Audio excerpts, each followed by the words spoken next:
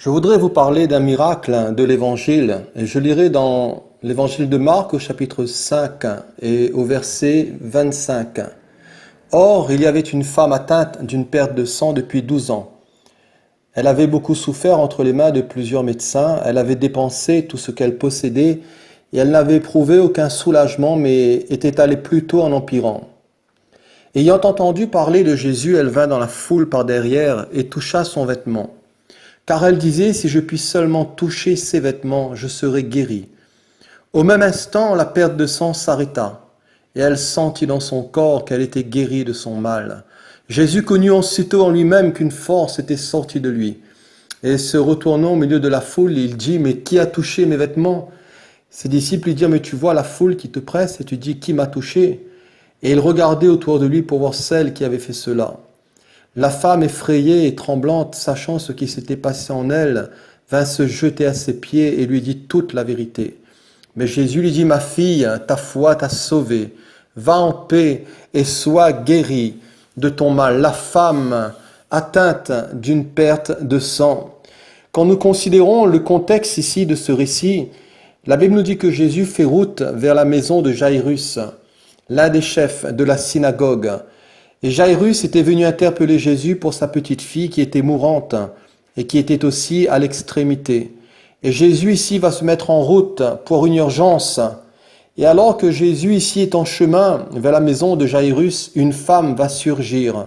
C'est cette femme ici qui est atteinte d'une perte de sang. Il y a ici pour Jésus une urgence dans l'urgence, une fille mourante, mais aussi une femme souffrante. Et peut-être que ta situation aussi est une situation urgente, voire même désespérée. Ton problème est urgent, mais sache que pour Jésus, il n'y a rien de trop grave. Sache que Jésus veut faire route dans ton existence et que Jésus a aussi la capacité de résoudre ton problème et ta difficulté. Notre récit ici, notre passage de l'Écriture nous parle de la condition d'une femme, de sa conviction, de la solution apportée à cette femme et de son adoption. Les Écritures nous montrent ici que cette femme est une femme qui est atteinte, et elle est atteinte par une perte de sang. Cette femme est atteinte aussi par le temps, puisque cela faisait 12 ans, non pas 12 jours ou 12 mois, mais 12 ans. Cette femme était atteinte aussi par la souffrance, parce qu'elle avait beaucoup souffert. Elle était aussi atteinte par une détérioration, puisque la Bible nous dit que son état s'empirait. Cette femme était atteinte aussi par un dépouillement, par le dépouillement de ses biens. Elle avait tout dépensé. Cette femme était atteinte aussi par de vaines espérances, puisqu'il y a ici une impuissance médicale. Cette femme ainsi avait à lutter sur pas moins de 6 fronts. Et le chiffre 6 nous parle bien sûr du chiffre de l'homme. Et la Bible nous montre toute la fragilité de l'homme. Qu'est-ce que l'homme, nous dit la Bible, pour que tu te souviennes de lui? Qu'est-ce que le Fils de l'homme, pour que tu prennes garde à lui? La Bible nous dit que toute chair est comme l'herbe, et toute sa gloire est comme la fleur de l'herbe. L'herbe sèche et la fleur tombe. L'homme est comparé à une fleur qui se fane et qui tombe. Tout homme debout n'est qu'un souffle. Et aujourd'hui, nous sommes là, et peut-être ce soir ou demain, on peut être au cimetière. Et d'une manière générale, tous les hommes sont fragiles. D'une manière générale, tous les hommes sont atteints. Et les hommes sont atteints, voyez-vous, par le péché. Et l'apôtre Paul dira dans l'épître aux Romains que par un seul homme, le péché est entré dans le monde. Et par le péché, voyez-vous, la mort est entrée dans le monde. Et la mort s'est étendue sur toute la race humaine, parce que tous les hommes ont péché, et tous les hommes sont privés de la gloire de Dieu. En réalité, les hommes ne sont même plus atteints, mais les hommes sont éteints. Ils sont morts, voyez-vous, spirituellement. Les hommes sont coupés de Dieu. Les hommes sont séparés de Dieu. Voyez-vous, ils vivent que dans la chair. Ils vivent que dans leur sens, que dans le monde psychique, le monde animal, le monde de l'âme. Ils vivent que dans le monde terrestre, que dans le monde de la terre, que dans le monde animal. Mais les hommes, voyez-vous, n'ont pas de notion réelle de Dieu, de vie spirituelle avec Dieu, de reconnexion avec Dieu, de nouvelle naissance, de communion avec le Seigneur, de vie dans l'esprit. Les hommes vivent, voyez-vous, dans la mort spirituelle, et les hommes vivent loin de Dieu à cause du péché. Le péché et la mort, c'est une pandémie. Et une pandémie bien plus grave que la peste noire. Le péché et la mort, c'est une pandémie bien plus grave que la peste espagnole, que le VIH, que le sida ou que tout autre virus. Parce qu'en réalité, voyez-vous, plus que le corps, le péché atteint notre cœur, le péché atteint notre esprit, notre âme, notre être tout entier, notre éternité. Et Jésus a dit, si vous ne croyez ce que je suis, vous mourrez dans vos péchés. Si vous ne croyez ce que je suis, vous mourrez dans vos péchés. Et le plus grand des péchés, c'est de ne pas croire en Jésus. Le plus grand des péchés, c'est de refuser le cadeau de Dieu, le salut de Dieu qui est gratuit par la foi, qui consiste à croire en lui, à se repentir. Ne meurs pas dans tes péchés. Ne meurs pas dans tes iniquités, c'est une chose terrible, horrible. Ne meurs pas dans tes fautes, mais accepte le Christ. Par la bouche du prophète Ésaïe, le Seigneur dira concernant les pécheurs sont effrayés dans Sion, un tremblement saisit les impies. Qui de nous pourra rester auprès d'un feu dévorant et qui de nous pourra rester auprès de flammes éternelles? Dans sa prédication, Jean le Baptiste dira à ses religieux, qui vous a appris à fuir la colère à venir? Qui vous a appris à fuir cette colère? Ne prétendez pas de dire en vous-même que nous avons Abraham pour père, parce qu'Abraham, voyez-vous, ne pourra pas vous sauver. Déjà la cognée est mise à la racine des arbres, et tout arbre qui ne porte pas de bons fruits sera coupé et jeté au feu. D'une manière imagée, Jésus nous dit que si notre œil ou notre main est pour nous une occasion de chute, d'une manière imagée, Jésus nous dit que si notre œil ou notre main nous incite à pécher, coupe-le et arrache-le et jette-le loin de toi, car il vaut mieux pour toi entrer dans la vraie vie, étant borgne ou manchot, que d'avoir tes deux yeux, tes deux mains ou tes deux pieds, et d'être jeté où? D'être jeté dans le lieu de souffrance, à cause du péché. L'apôtre Jean, dans sa vision sur l'île de Patmos, verra un grand trône, et il dira, je vis un grand trône blanc, et celui qui était assis dessus. La terre et le ciel s'enfuirent devant sa face, et il ne fut plus trouvé de place pour eux. Je vis, dira-t-il, les morts, les grands et les petits, qui se tenaient devant le trône. Des livres furent ouverts, et un autre livre fut ouvert aussi. C'est le livre de vie. Les morts furent jugés selon leurs œuvres. La mer rendit les morts qui étaient en elle la mort, et le séjour des morts allait se vider pour rendre leur mort et pour se tenir devant le Seigneur de toute la terre. Un jugement terrible, un grand jugement qui vient sur ce monde, sur les apostats, sur tous ceux qui rejettent la grâce de Dieu, qui ne veulent pas de ce Christ. Ils vont se tenir devant ce jugement horrible, devant ce jugement terrible des millions et des millions et des millions d'âmes. Voyez-vous, des grands et des petits, des riches et des pauvres, des gens instruits, des gens ignares. Mais voyez-vous, sans aucune différence, tous vont se tenir devant ce grand jugement qui sera le jugement du grand trône blanc. Tu peux échapper à ce jugement. C'est quelque chose de très sérieux, c'est un avertissement solennel. C'est quelque chose de terrible, puisque la Bible nous dit que quiconque ne fut pas trouvé écrit dans le livre de vie fut jeté dans les temps de feu. Si tous les hommes sont atteints par le péché et si tous les hommes sont atteints par la mort, Dieu nous sauve du péché, Dieu nous sauve de la mort. Le psalmiste dira que Dieu est pour nous le Dieu des délivrances et l'Éternel, le Seigneur, peut nous garantir de la mort.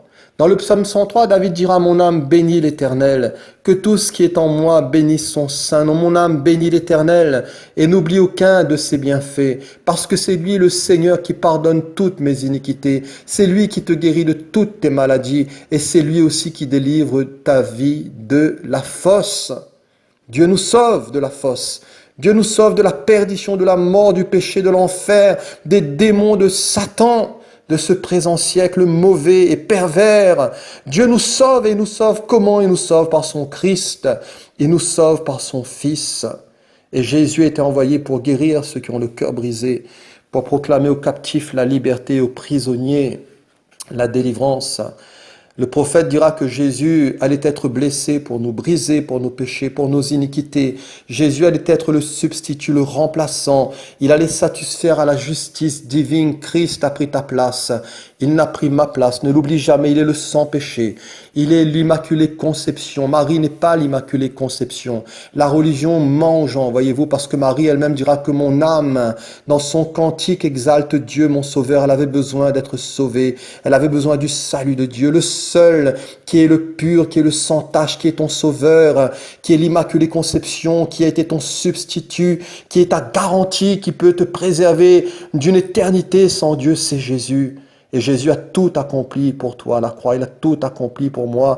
Et au travers de sa justice, au travers de son sang, tu peux être justifié. Et la mort ne plus te toucher dans ton éternité, à cause de l'œuvre de Jésus.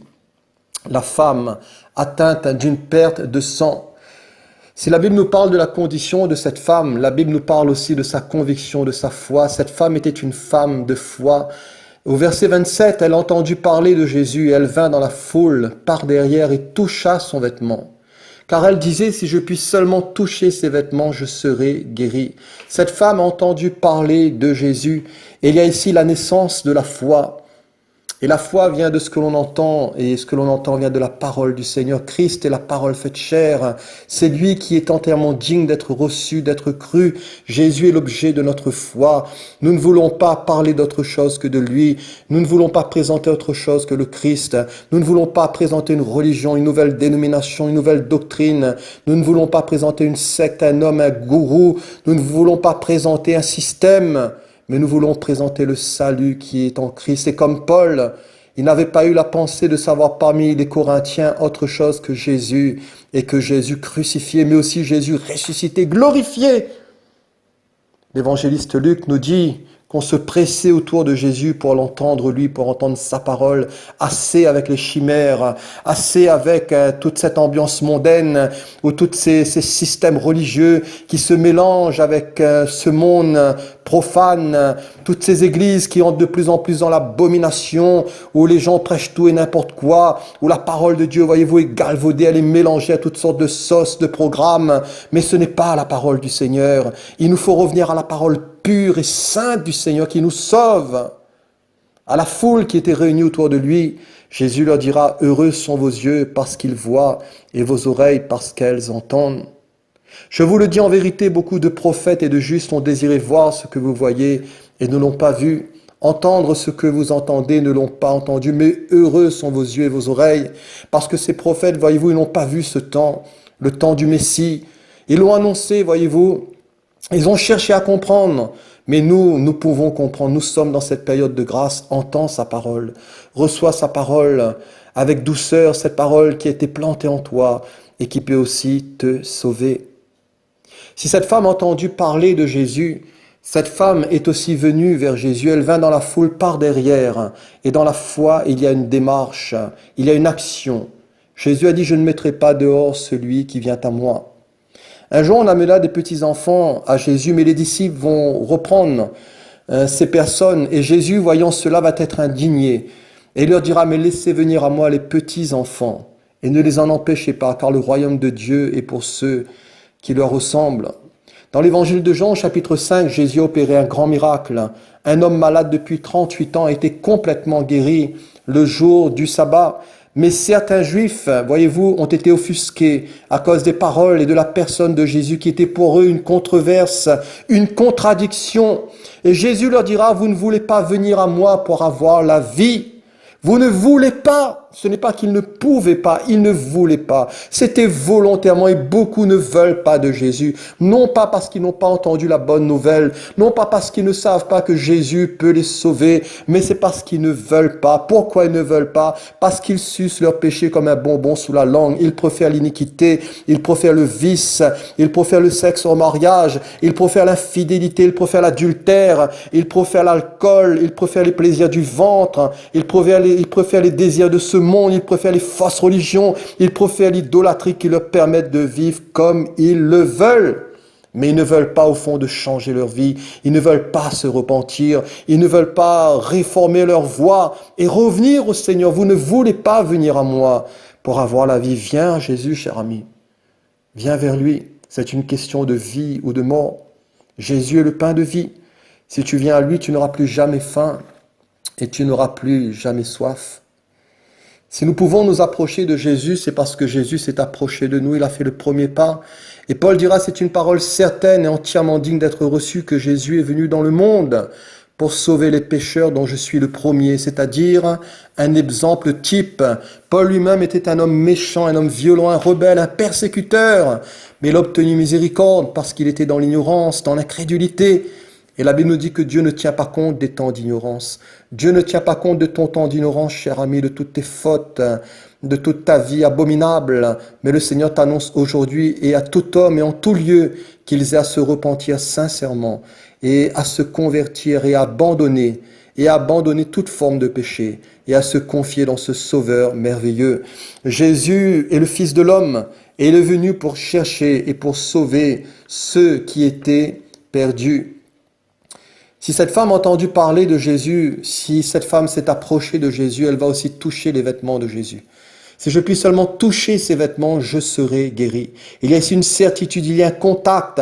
C'est le contact de la foi, il y a de l'audace, il y a une prise de risque, il y a des certitudes. Voilà la foi. Voyez-vous, parce que la foi comporte des risques. À cause de la loi, cette femme était impure. C'était une femme à éviter. Mais cette femme va se frayer un chemin. Elle va s'approcher de lui. Elle va toucher le Seigneur. Et le Seigneur va la sauver. Le Seigneur va la guérir. Le Seigneur va la libérer. Si tu as la foi, voyez-vous, ta foi va t'emmener à prendre des risques. Le risque d'être critiqué, d'être jugé. Si tu abandonnes ta religion, si tu abandonnes tes idoles, si tu abandonnes toutes tes traditions qui sont vaines, à cause de ta famille, de tes ancêtres, voyez-vous, tu seras persécuté, tu seras mal vu, tu seras rejeté par tes proches, par tes plus proches, par ta femme, par ta famille, par tes enfants, par tes beaux-parents, par tes propres parents même. Tu seras rejeté si tu abandonnes tes idoles. Mais rejette-les, n'aie pas peur. Et la foi, saisis le salut de Dieu. Jésus, lui, ne te critique pas. Jésus ne te juge pas. Jésus va honorer ta foi. Fais ce pas de foi et tu verras aussi la délivrance dans ta vie. Le Seigneur est bon. La femme atteinte d'une perte de sang.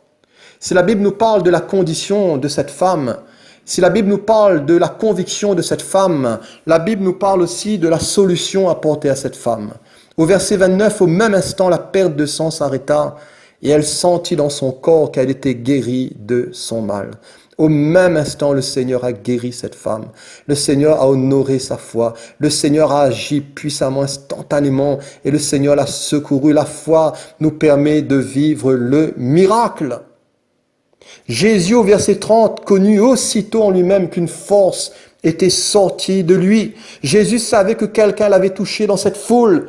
Pourtant, beaucoup ont dû le toucher. Mais cette femme est venue avec la foi, avec des convictions. Et le Seigneur a ressenti au-dedans de lui-même que quelque chose s'était passé. La Bible nous dit aussitôt en lui-même, une force était sortie de lui. La force de Christ.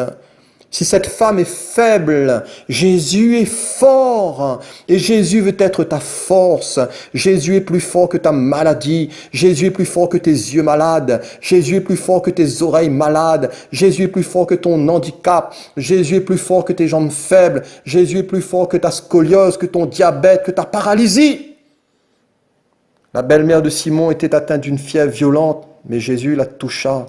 Et voyez-vous, la fièvre l'a quittée, elle va se lever et elle va servir le Seigneur. Jésus est fort, Jésus est plus fort que la crainte, plus fort que la peur. Et à Jairus, le Seigneur lui dira, ne crains point, mais crois seulement. Et cette petite fille, voyez-vous, qui était là à l'extrémité, est décédée, mais Jésus va la saisir par la main. Et Jésus lui dit, Talitha koumi, ce qui signifie, jeune fille, lève-toi, je te le dis. Et aussitôt, elle se leva et elle se mit à marcher. Jésus est fort, Jésus est plus fort que le diable, et à la croix, il a écrasé la tête du diable, il a dépouillé les dominations, les autorités, les principautés, les a livrées publiquement en spectacle, en triomphant d'elles par la croix. Jésus est fort, Jésus est fort, et Jésus est plus fort que la mort. Et à Lazare qui était là décomposé, qui sentait déjà, Jésus lui dira, Lazare, sors! Et la Bible nous dit que Lazare, voyez-vous, a été ressuscité. La femme atteinte d'une perte de sang. Si la Bible nous parle de la condition de cette femme, si la Bible nous parle de la conviction de cette femme, Si la Bible nous parle de la solution apportée à cette femme, la Bible nous parle aussi de son adoption. Et au verset 34, Jésus lui dit, ma fille, ta foi t'a sauvée. Ma fille, ta foi t'a sauvée. Va en paix et sois guérie de ton mal. Le mot sauver en grec, c'est sozo. Et on peut le retrouver dans la délivrance, c'est le même mot. La délivrance d'un préjudice, la délivrance d'un péril, d'un danger. Comme les disciples qui étaient là dans la tempête en disant « Seigneur, sauve-nous !» C'est le mot sozo. Le mot sozo, le mot sauver, se retrouve aussi dans le sens de redonner la santé à quelqu'un qui souffre. Cette femme atteinte d'une perte de sang dira « Si je puis seulement toucher ses vêtements, je serai guéri. » Je serai guéri, c'est sozo. Sauver a aussi le sens de délivrer des peines du jugement. Celui qui persévérera jusqu'à la fin sera sauvé. Sozo. Ma fille, ta foi t'a sauvé.